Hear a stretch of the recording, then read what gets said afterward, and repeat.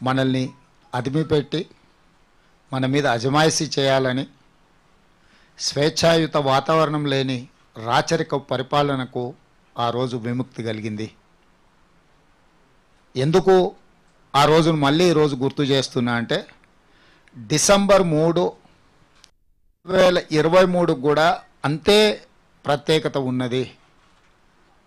September 17, 1948కి ఎంత ప్రత్యేకత ఉందో తెలంగాణ రాష్ట్రంలో డిసెంబర్ 3, 2023 కూడా అంతే ప్రత్యేకత, ప్రాధాన్యత.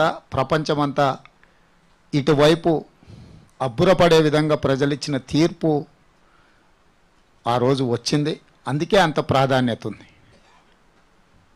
ఈ పోలిక, ఈ ప్రస్తావన అనాలోచితంగానో లోతుగా విశ్లేషించకుండానో అవగాహన రాహిత్యంతో నేను మాట్లాడడం లేదు. కాంగ్రెస్ పార్టీ అధ్యక్షుడిగానే కాకుండా తెలంగాణ రాష్ట్ర ముఖ్యమంత్రిగా ఈ 100 రోజుల పరిపాలనలో ఎన్నికల కంటే ముందు దాదాపుగా 9.5 సంవత్సరాలు ప్రతిపక్షంలో ప్రజల తరఫున ప్రజాప్రతినిధిగా ప్రజలలో మమేకమై ప్రజల యొక్క ఆలోచనలో ప్రజల యొక్క ఆకాంక్షల్ని దృష్టిలో పెట్టుకొని ఈరోజు ఈ మాటను నేను చెప్పదలుచుకున్నాను.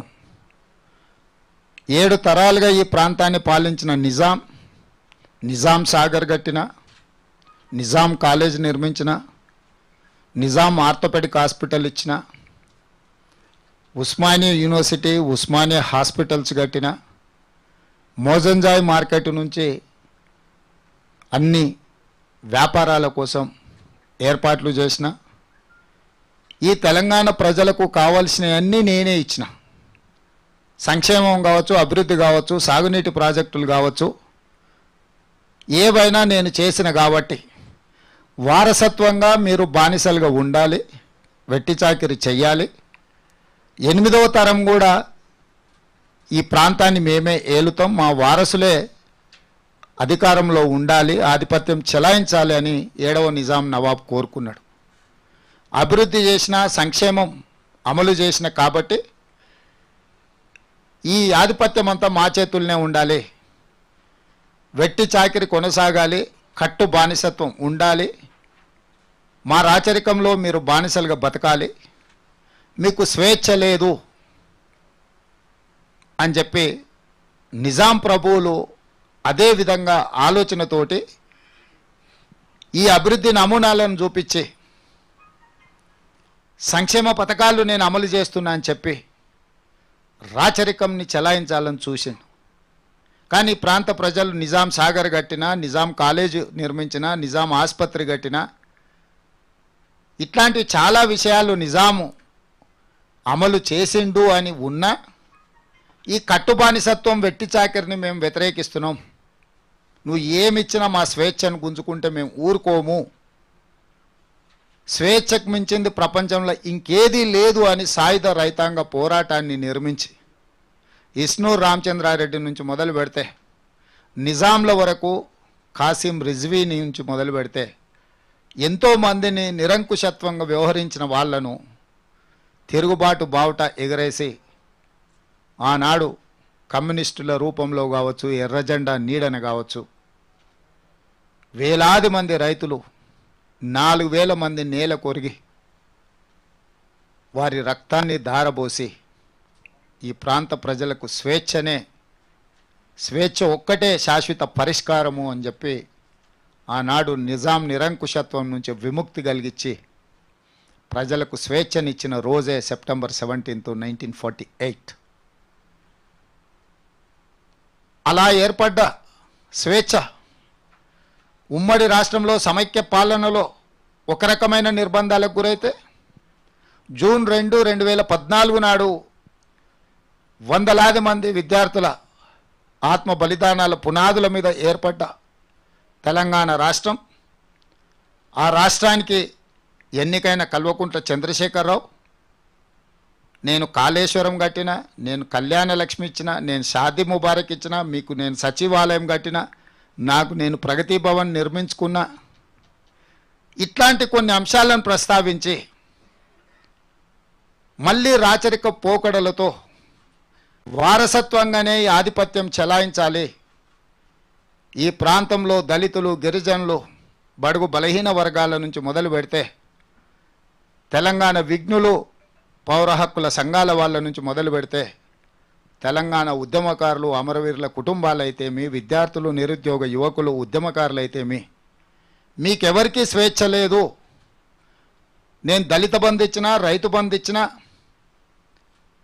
మీకు కావాల్సిన సంక్షేమం అంతా నేను ఇచ్చిన కాబట్టి నా వారసత్వాన్ని మీ నెత్తి మీద రుద్దుతా, మీరు వెట్టి చాకిరి చేయాలి, కట్టి బానిసలుగా ఉండాలి అని ఆనాడు కాసిం రిజ్వీతోని నిజాం ఎట్లయితే తన యొక్క ఆధిపత్యాన్ని ప్రశ్నిస్తే వాళ్ళ మీద సామూహిక దాడులు చేయించి వందలాది మందిని బలిగొన్నాడో, వేలాది మంది ప్రాణాలు కోల్పోయినరో, చంద్రశేఖరరావు కూడా మళ్ళీ తెలంగాణ రాష్ట్రంలో తన ఆధిపత్యాన్ని, తన అధికారాన్ని ఆయన మన నెత్తి మీద రుద్ది వారసత్వాన్ని మనకు అప్పజెప్పాలనుకున్నప్పుడు తిరుగుబాటు చేసిన వాళ్ళందరినీ కూడా అదే విధంగా అణిచివేసి మీకు స్వేచ్ఛ అనేది లేదు, మీరు వెట్టి చాకిరి కట్టు బానిసత్వానికి లోబడి ఉండాల్సిందే అని చెప్పి చంద్రశేఖరరావు గారు చెప్పిండు. వారి ఎన్నికల ఉపన్యాసాలను మీరు సరళిని గమనించండి. ఎన్నికల విధానాన్ని, ఆయన నిర్వహించిన విధానాన్ని, ఆయన విశ్లేషించిన విధానాన్ని మీరు ఒకసారి గమనించండి మీడియా మిత్రులుగా. ప్రతిసారి నేను కాళేశ్వరం కట్టినా, దళిత బంధు ఇచ్చినా, రైతు బంధు ఇచ్చినా, కళ్యాణ లక్ష్మి తెచ్చినా, షాదీ ముబారక్ పంచిపెట్టినా, సచివాలయం కట్టినా, ప్రగతి భవన్ కట్టినా, ఇలాంటి వాటిని చూపించి మీరు ఎలాంటి నిరసన కార్యక్రమాలు చేయడానికి వీల్లేదు, ప్రజల హక్కు కోసం ఏర్పాటు చేసిన ధర్నా చౌక్ నుంచి బంద్ పెడితే వారు ఎవరికి ఏ సమస్యలు వినేవాడు కాదు, ఏ విజ్ఞప్తులను తీసుకునేవాడు కాదు. అన్నీ నాకు తెలుసు, అన్నీ తానే నడపాలన్న ఆలోచనతోని తన వారసత్వాన్ని మన నెత్తి మీద రుద్దాలనుకున్నప్పుడు తెలంగాణ సమాజం అప్రమత్తమై అన్ని పక్షాలు ఏకమై ఆనాటి సాయుధ రైతాంగ పోరాటాన్ని స్ఫూర్తిగా తీసుకొని ప్రజాస్వామిక వ్యవస్థలో ప్రజాస్వామిక బద్ధంగా జరిగిన ఎన్నికలలో మార్పు కావాలి, కాంగ్రెస్ రావాలి అన్న ఆలోచనతోని డిసెంబర్ 3, 2023 నాడు తీర్పు ఇవ్వడంతో 75 సంవత్సరాల తర్వాత మళ్ళీ అంతే ప్రాధాన్యతతో కూడుకున్న తీర్పు, ఈ ప్రాంత ప్రజలకు స్వేచ్ఛ మళ్ళీ ప్రజలే తెచ్చుకున్నారు. ఆ పోరాటంలో కేసీఆర్ కుటుంబం పతనమైంది. కుటుంబం అధికారం నుంచి ప్రజలు దించివేయడం జరిగింది.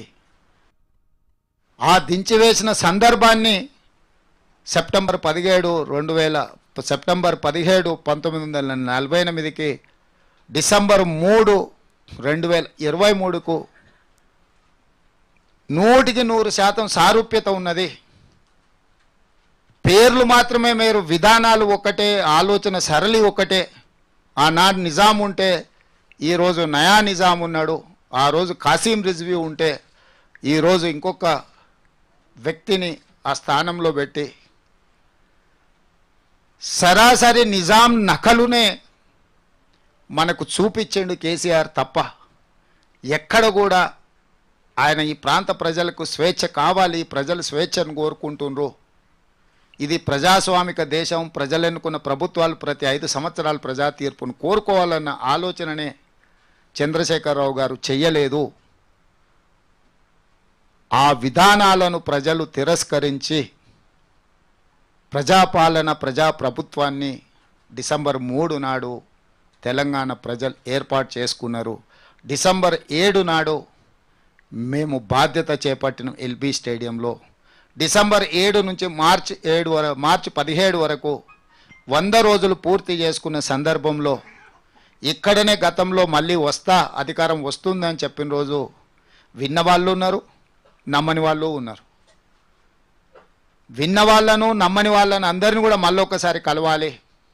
ఈ 100 రోజుల్లో మా పరిపాలన పట్ల మీ యొక్క ఆలోచన, మీ యొక్క విశ్లేషణ, మా భవిష్యత్ కార్యాచరణకు అవసరమైన ప్రణాళికను మీతో కలిసి మాట్లాడి మాది ఎంత గొప్ప ప్రభుత్వం అంటే ధర్నా చౌకే వద్దు నిరసనలు అనేటివి ఉండనే వద్దు అన్నోళ్ళను కూడా ధర్నా చౌక్లో ధర్నాలు చేసుకోవడానికి స్వేచ్ఛగా అనుమతి ఇచ్చినామంటే మా ప్రభుత్వంలో ఎంత స్వేచ్ఛ ఉందో అదొక చాలు అని నేను అనుకుంటున్నా.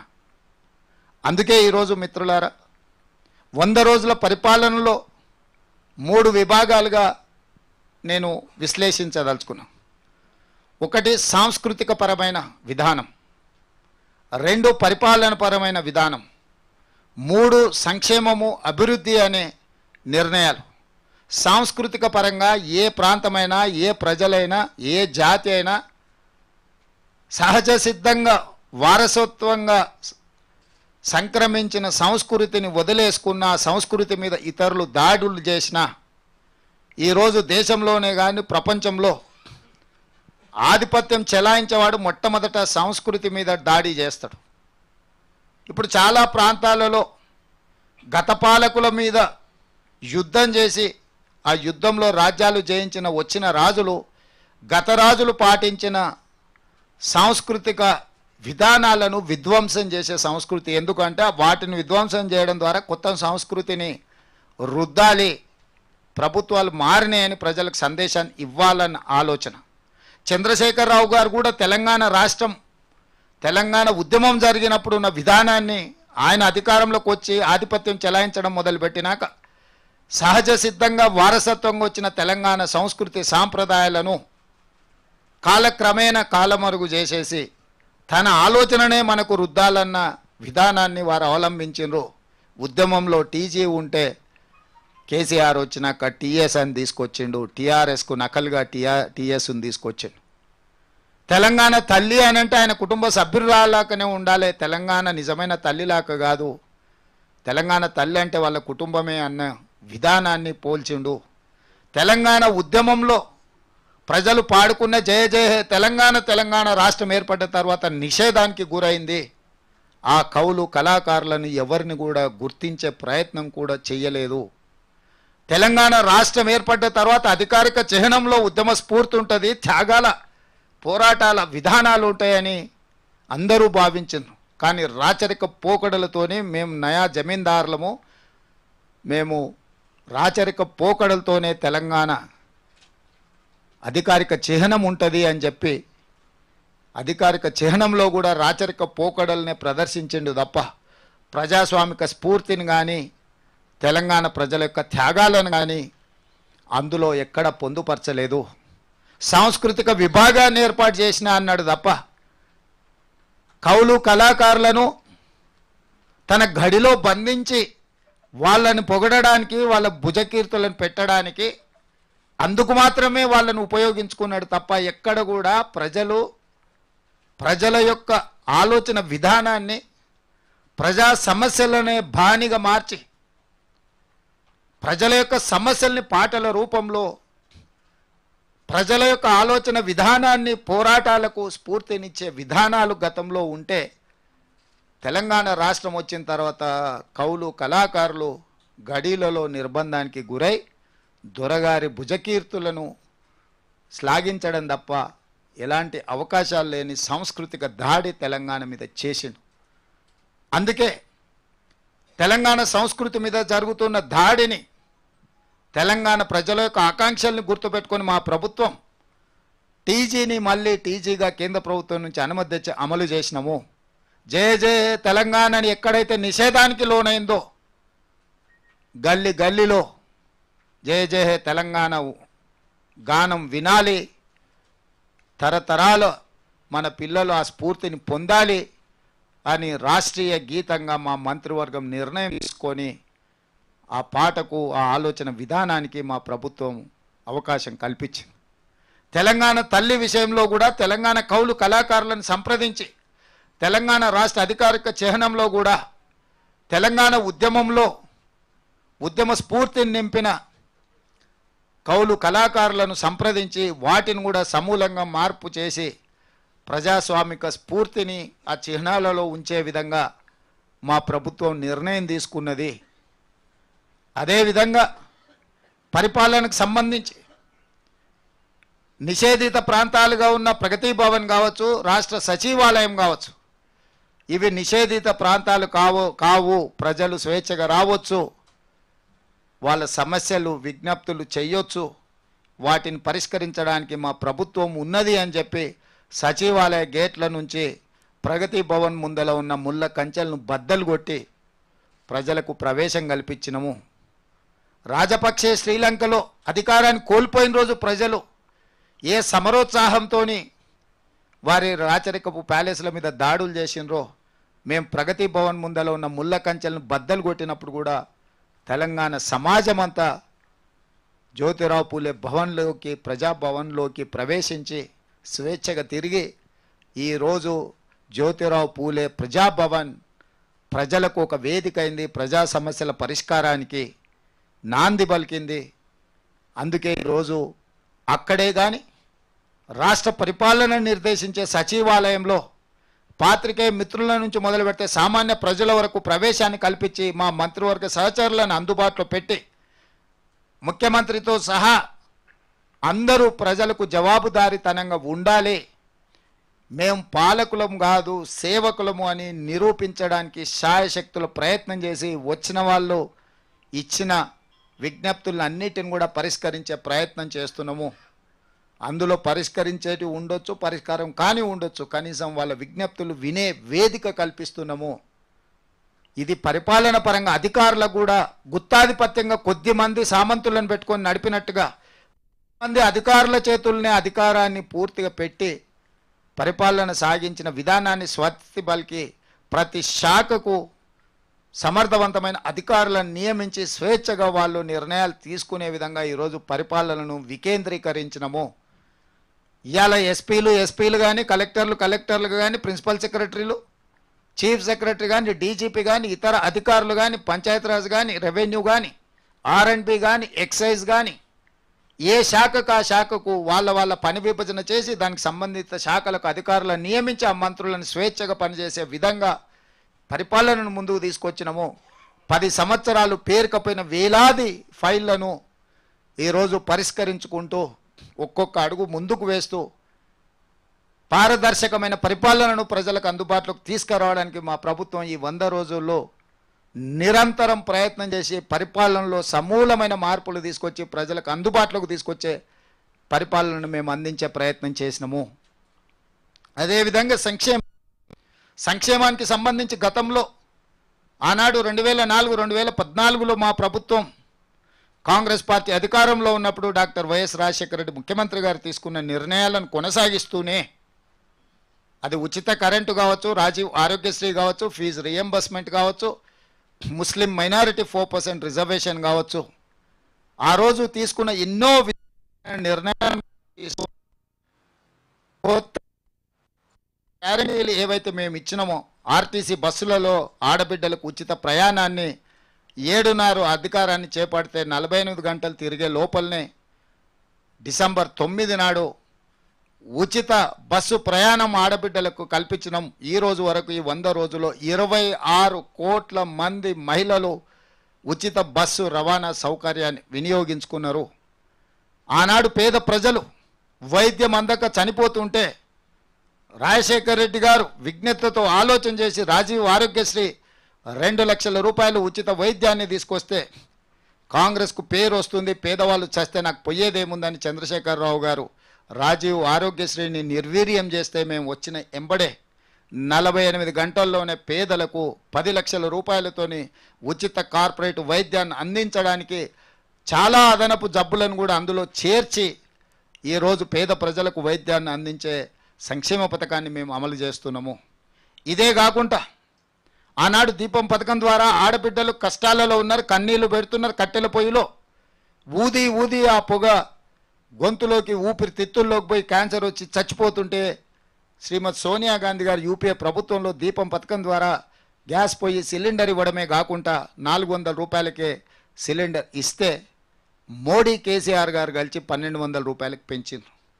అందుకే ఆడబిడ్డలు మళ్ళీ కట్టెల పొయ్యి వైపు పోతుంటే ఆడబిడ్డలను దృష్టిలో పెట్టుకొని రంగారెడ్డి జిల్లా తుక్కుగూడ రాజీవ్ గాంధీ ప్రాంగణంలో సోనియా గాంధీ గారు ఇచ్చిన 6 గ్యారెంటీలలో భాగంగా 500 రూపాయలకే సిలిండర్ ఇస్తామని మొదలుపెట్టినాం. ఇప్పటికీ 8 లక్షల కుటుంబాలు 500 రూపాయల సిలిండర్ సంక్షేమ పథకాన్ని ఈరోజు అందుకున్నారు. అదేవిధంగా వ్యవసాయానికే ఉచిత కరెంటు కాదు, భూమి లేని పేదలకు ఇళ్లలో కరెంటు బిల్లులు కూడా మోగుతున్నాయన్న ఆలోచనతోని తెల్లని రేషన్ కార్డు ఉన్న ప్రతి పేదవాడికి 200 యూనిట్ల వరకు ఉచిత కరెంటు ఇస్తామని చెప్పి దాన్ని అమలు చేసినాం. ఇప్పటికీ 38 లక్షల కుటుంబాలు ఈ పథకాన్ని వినియోగించుకున్నాయి. 7 జిల్లాలలో ఆనాడు ఉమ్మడి మహబూబ్నగర్ జిల్లా ఈరోజు 7 జిల్లాలుగా మారింది. స్థానిక సంస్థలు శాసనమండలి ఎన్నికల ఎలక్షన్ కోడ్తోని ఆ ప్రాంతంలో జీరో బిల్లు అమలు జరగడం లేదు. దాదాపుగా 42-43 లక్షల మంది 200 యూనిట్లు ఉచిత కరెంటు జీరో బిల్లు విధానాన్ని ఈరోజు అమలు చేసినాం. ఇది అమలు చేస్తుంటే ఆయన గారి ఆనవాళ్ళు అన్ని దగ్గరలో ఉన్నాయి. ఎక్కడెక్కడ విష పురుగులను గంజాయి మొక్కల్ని నాటిండో అవి ఇంకా వాటి వాసనలు వెదజల్లుతూనే ఉన్నాయి. తెలంగాణ ఎలక్ట్రిసిటీ రెగ్యులేటరీ కమిషన్ నిన్న మాకు నోటీస్ ఇచ్చింది. మీరు సబ్సిడీ ముందుగాల సంస్థలకు చెల్లించిన తర్వాతనే జీరో బిల్ ఇవ్వాలని. ఆ మేధావికి నేను చెప్పదలుచుకున్నా, ఇన్ని రోజులు రైతులకు ఉచితంగా కరెంట్ ఇస్తే ఆనాటి ప్రభుత్వం 24 గంటలు ఇస్తుందంటే ఏ రోజైనా ఈ ఆదేశం ఇచ్చినవా?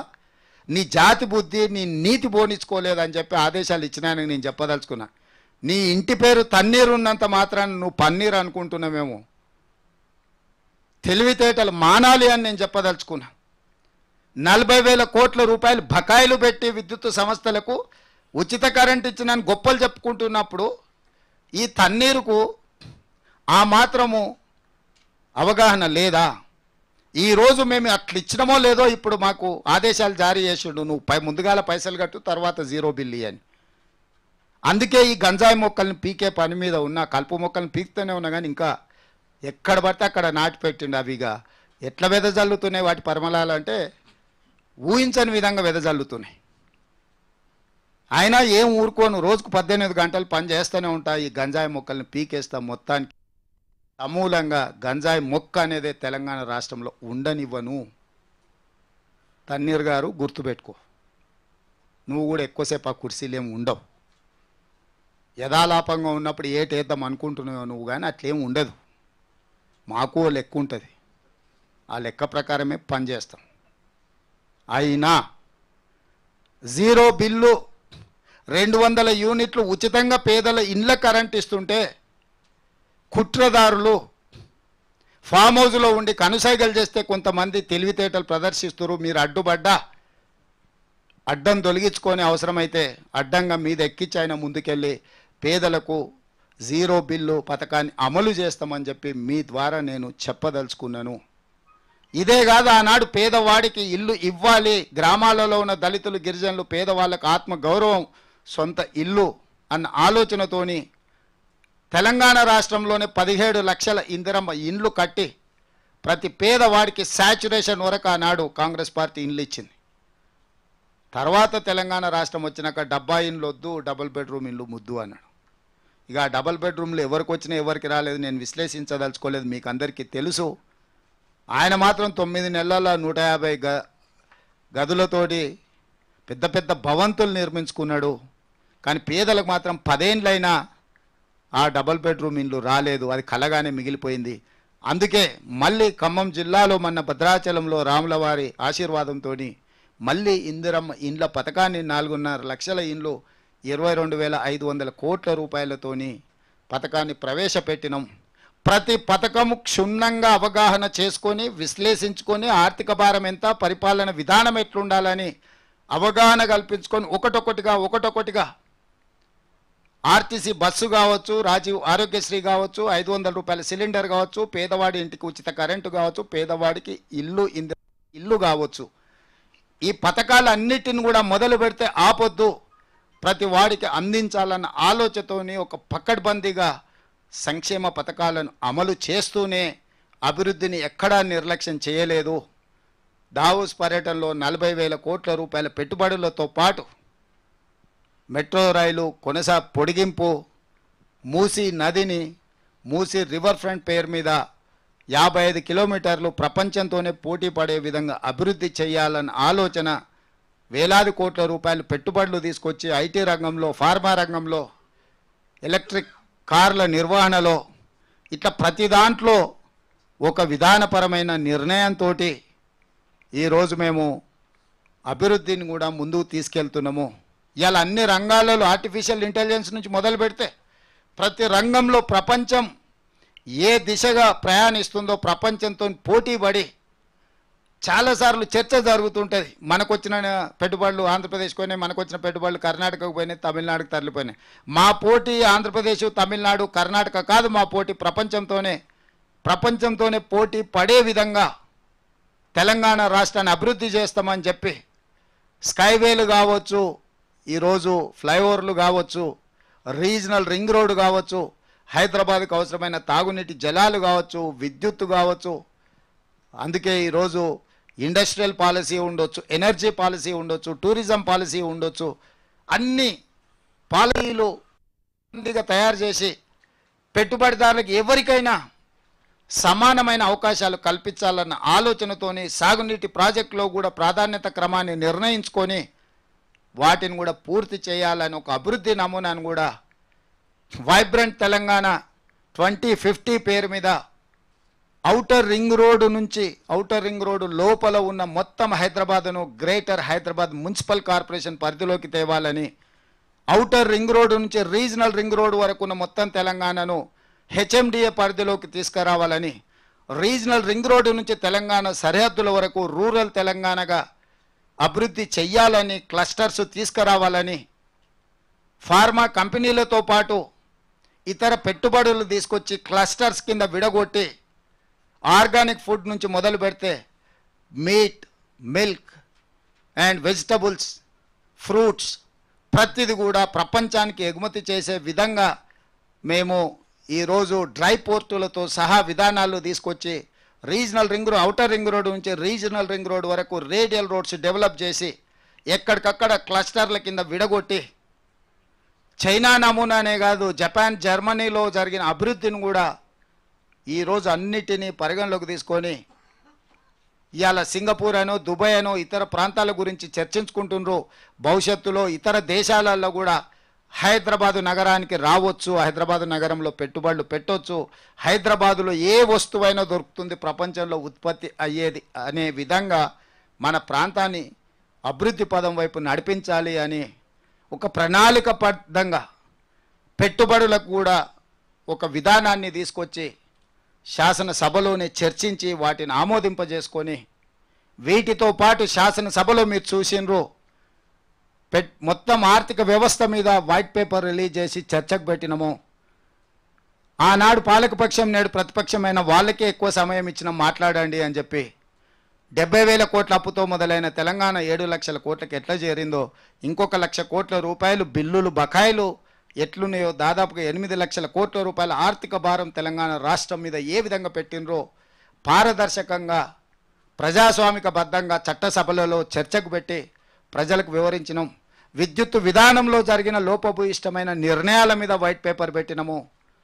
అదేవిధంగా సాగునీటి ప్రాజెక్టులో జరిగిన కుంభకోణాల నుంచి దోపిడీ వరకు ఎన్ని వేల కోట్లు ఎట్లా దోసుకున్నారు, మేడిగడ్డ కాస్త మేడిపండు ఎట్లయిందో, అన్నారం కాస్త పక్కున ఎట్లా పగిలిందో మొదలు పెడితే పాలమూరు రంగారెడ్డి ఎందుకు ఆగిపోయింది, ప్రతి ప్రాజెక్టు మీద, సాగునీటి ప్రాజెక్టుల మీద కూడా వైట్ పేపర్ పారదర్శకంగా ప్రజాస్వామికబద్ధంగా చర్చలు చేపట్టి ప్రజలకు వివరించినము. సివిల్ సప్లైస్ కార్పొరేషన్లో 60,000 కోట్ల రూపాయలు అప్పెట్లయింది, విద్యుత్ సంస్థలు 81,000 కోట్ల రూపాయలు బ్యాంకులలో అప్పులు ఉన్నాయి, ఇంకొక 20,000 కోట్ల రూపాయలు మొండి బకాయిలు ఉన్నాయి, 25,000 కోట్లు దాదాపుగా సింగరేణికి ఇతర సంస్థలకు చెల్లించాల్సినవి.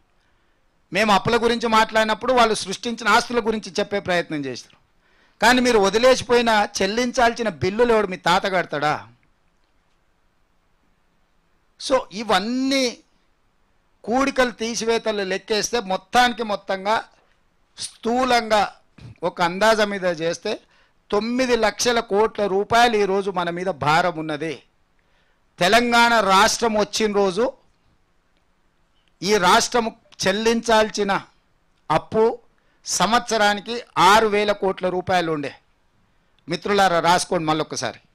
తెలంగాణ రాష్ట్రం ఏర్పడ్డ రోజు జూన్ 2, 2014 నాడు సంవత్సరం మొత్తానికి ఆ ప్రభుత్వం చెల్లించాల్సిన అప్పు బ్యాంకులకు అనుకోండి, మిత్తి అనుకోండి, అసలు అనుకోండి 6,000 కోట్లు. మేము అధికారం ఏర్పడ్డ రోజు లెక్కేస్తే 64,000 కోట్లు ప్రతి సంవత్సరం చెల్లించాల్సిందే. నువ్వు తిన్నా తినకపోయినా, నువ్వు జీతాలు ఇచ్చినా ఇవ్వకపోయినా, నీ రాష్ట్రానికి ఆదాయం ఉన్నా ఆదాయం లేకపోయినా ఆ రోజు నాడు 64,000 కోట్లు సంవత్సరానికి చెల్లించాల్సిన పరిస్థితి. అంటే 600% అప్పులు చెల్లించే పరిస్థితి కేసీఆర్ గారు కల్పించిండ్రు. ఈ రోజుకు మిగతావి కూడా స్టార్ట్ అయినాయి. ఇప్పుడు 70,000 కోట్లు అయింది. అంటే సంవత్సరంలో రాష్ట్రానికి వచ్చే ఆదాయంలో 70,000 కోట్ల రూపాయలు అప్పులకు చెల్లించాలి. ప్రతి నెల దాదాపుగా జీతాలు అనుకోండి, పెన్షన్లు అనుకోండి, ఒక 60,000 కోట్ల రూపాయలు జీతభత్యాలు, పెన్షన్లు, ప్రభుత్వం యొక్క నిర్వహణ కోసము ఇంకొక 60,000 కోట్ల రూపాయలు, అంటే 1,30,000 కోట్ల రూపాయలు ప్రతి నెల ప్రతి సంవత్సరము మార్చి 31 నాటికి మనం చెల్లించాల్సిన బాధ్యత. ప్రతి నెలకు విడగొడితే దాదాపుగా ప్రతి నెల 1వ తారీఖు నాడు నాకు 11,000 కోట్ల రూపాయలు కావాలి. ఇవి పక్కన పెడితే ఇక సంక్షేమం ఆయన గారు చెప్పిన అయితేంది, మేము చెప్పిన అయితేంది, గతంలో ఉన్న ఉమ్మడి రాష్ట్రంలో మనకు సంక్రమించిన సంక్షేమం కావచ్చు, వాటిని కూడా లెక్కేసుకుంటే ఈరోజు రాష్ట్రం యొక్క ఆర్థిక పరిస్థితి మీకు స్థూలంగా అర్థమవుతుంది. మేము వచ్చిన తర్వాత మొదటి నెల 4వ తారీఖు నాటి జీతాలు ఇచ్చినాం, 2వ నెల 1వ తారీఖు నాటి జీతాలు ఇచ్చినాం. ఇది మా ఆర్థిక నిబద్ధతకు కొలబద్ద. అక్కడి నుంచి ఒకటొకటిగా పరిష్కరించుకుంటూ ప్రాధాన్యత క్రమాన్ని నిర్ణయించుకుంటూ కేంద్ర ప్రభుత్వంతో చిల్లర తగాదాలకు, గిల్లి కజ్జాలకు పోకుండా రాష్ట్ర కేంద్ర ప్రభుత్వాల యొక్క సత్సంబంధాలను కొనసాగిస్తూ వాళ్ళ బాధ్యతను వాళ్ళకు గుర్తు చేస్తూ మన హక్కులను మనం కాపాడుకుంటూ ముందుకెళ్లే ప్రయత్నం చేసినాం. గవర్నర్ వ్యవస్థతోని కూడా ఒక సామరస్యపూర్వకమైన విధానాలను కొనసాగించి రాజ్యాంగబద్ధ సంస్థలతో, అది హైకోర్టు కావచ్చు, గవర్నర్ వ్యవస్థ కావచ్చు, కేంద్ర ప్రభుత్వం కావచ్చు, ఈ సంస్థలన్నిటితోని, ఎన్నికల అధికారులతోని కావచ్చు, ఈ సంస్థలన్నిటితోని ఒక మంచి సాంప్రదాయాన్ని, ఒక మంచి విధానాన్ని తీసుకొచ్చి మా ప్రభుత్వం పరిపాలన అందించే విధంగా ఒక పారదర్శకమైన పరిపాలన, ప్రజలకు ఉపయోగపడే విధానాలతోని మేము ముందుకెళ్తున్నాము. 100 రోజుల్లో దాదాపుగా ఇది మా ప్రోగ్రెస్ రిపోర్ట్. ఈరోజు మీ ముందుకు వచ్చి మేము చేసినాము, మేము చేస్తామనే నమ్మకం, విశ్వాసంతో మళ్ళీ మీతోని ఎన్కౌంటర్కి ఇక్కడికి వచ్చి ఆనాడు ఎన్నికల ముందు వచ్చిన, ఈనాడు ఎన్నికైన 100 రోజుల పరిపాలన పూర్తి చేసుకొని మీ ముందు వచ్చి కూర్చుని నేను, ఎందుకంటే నా ప్రభుత్వం పట్ల, నా మంత్రివర్గ సహచరుల పట్ల, తెలంగాణ ప్రజల పట్ల మాకు నిబద్ధత ఉన్నది, బాధ్యత ఉన్నది, అకౌంటబిలిటీ ఉన్నది. మేము ఎక్కడ కూడా ఆధిపత్యాన్ని చెలాయించాలనో, మీ స్వేచ్ఛను హరించాలన్న ఆలోచనలు లేదు. అట్లాంటి ఆలోచనలు ఉన్నోళ్ళు ఎవరైనా ఆనాడు 7 తరాలు అనుభవించిన నిజాంకు ఏం పరిస్థితి వచ్చిందో, ఒక తరంలోనే 10 సంవత్సరాలనే ఏం ఫలితాలు అనుభవించిండో, వారు కారు షెడ్డుకు పోయింది, వారేమో ఇంటికి పోయినరు. ఇట్లాంటి పరిస్థితుల్లో ఎవరైనా ప్రజల ఆలోచనకు వ్యతిరేకంగా నిర్ణయాలు చేస్తే ఉంటాయని తెలిసిన వాడిగా వీలైనంత మేరకు మీ అందరి సహకారం తీసుకొని ఒక మంచి పరిపాలన అందించి ఈ దేశంలోనే వైబ్రెంట్ తెలంగాణ అంటే చర్చ జరిగే విధంగా, వైబ్రెంట్ తెలంగాణ ఆదర్శంగా ఉండాలన్న ఆలోచనతోని మా ప్రభుత్వాన్ని నడుపుతున్నాము. మీరందరూ కూడా సహకరించాల్సిందిగా విజ్ఞప్తి చేస్తున్నా.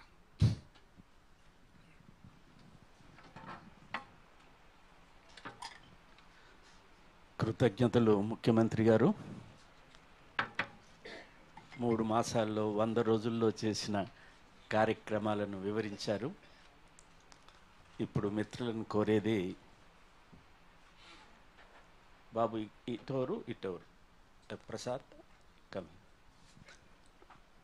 యథావిధి పేరు, ఆర్గనైజేషన్ పేరు, క్వశ్చన్స్ రిపీట్ కాకుండా చూడండి. రెండవ రిక్వెస్ట్, ఆన్సర్ కన్నా ఎక్కువ క్వశ్చన్ నరేషన్ వద్దు, క్రిప్స్గా చేయండి. చారి గారు. అటు అటు అక్కడి అక్కడ next I will come to